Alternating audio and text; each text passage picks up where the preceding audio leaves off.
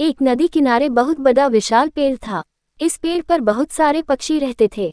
एक दिन एक बूढ़ा बाज वहां से गुजरा तो पक्षियों से पूछा कि क्या मैं भी इस पेड़ पर रह सकता हूँ।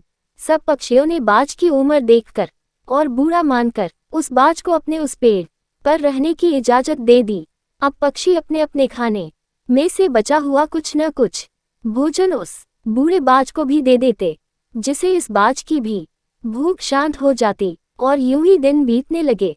एक दिन बूढ़े बाज मन ही मन सोचा, ये सब पक्षी की कितने दयालु और अच्छे हैं, हर कोई मेरी कितनी परवाह करते हैं, तो क्यों ना मैं भी इनकी मदद करूं। इसलिए जब ये सब पक्षी अपने लिए खाना लेने की तलाश में जाया करेंगे तो मैं उन सब पक्षियों के बच्चों की रक्षा किया करूंगा। उस दिन के बाद बाज ने उन सब के बच्चों की रक्षा करना शुरू कर दी और सभी आपस में मिलजुल कर खुशी खुशी रहने लगे। एक दिन एक काला बिल्ला वहां से गुजरा। उसने पेड़ से छोटे छोटे पक्षी के बच्चों की आवाज सुनी और सोचा कि उस पेड़ पर खाने का भोजन मिल जाएगा, तो पेड़ पर चढ़ गया।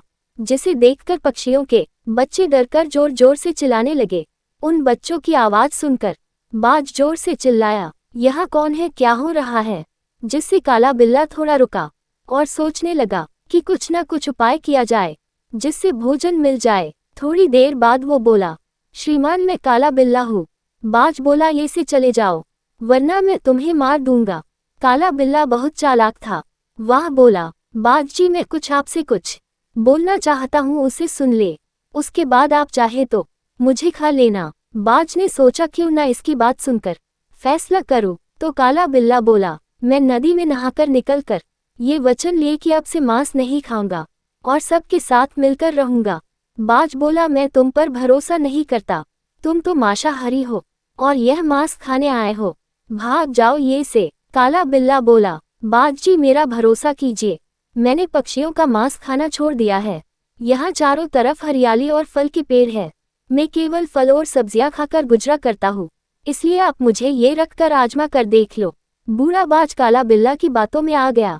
बाज ने दया खाकर उसको वहां रहने की इजाजत से दी। कुछ दिन तो सही ठीक ठाक चला, पर काला बिल्ला अपने आप बहुत मुश्किल से रोक रहा था, इसलिए हर दिन एक बच्चा खाना शुरू कर दिया।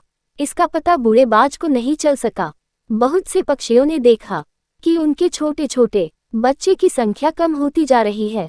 उन्हें बहुत फिक्र हुई तो उन सब ने मिलकर बच्चों को तलाशना शुरू कर दिया। चालाक काला बिल्ला ने ये सब देख लिया और सोचा कि अब वो पकड़ा जा जाएगा। तो जब बूढ़ा बाज सो रहा था तब उसने कुछ हड्डी बूढ़े बाज के पास रख दी और वहां से भाग गया, अपने बच्चों को ढूंढते ढूंढते हुए। जब पक्षी बूढ़े बाज के घोंसले के पास आए तो पक्षियों ने वहां पर अपने बच्चों की हड्डियां पड़ी हुई देखी। उन्होंने सोचा कि उस बूढ़े बाज ने ही हमारे बच्चों को मारा और खा लिया, इसलिए सब पक्षी बहुत गुस्से से लाल हो गए और अब पक्षियों ने मिलकर उस बूढ़े बाज की एक न सुनी और उस मार डाला। बेचारे बूढ़े बाज को अपनी जान से हाथ धोना पड़ा।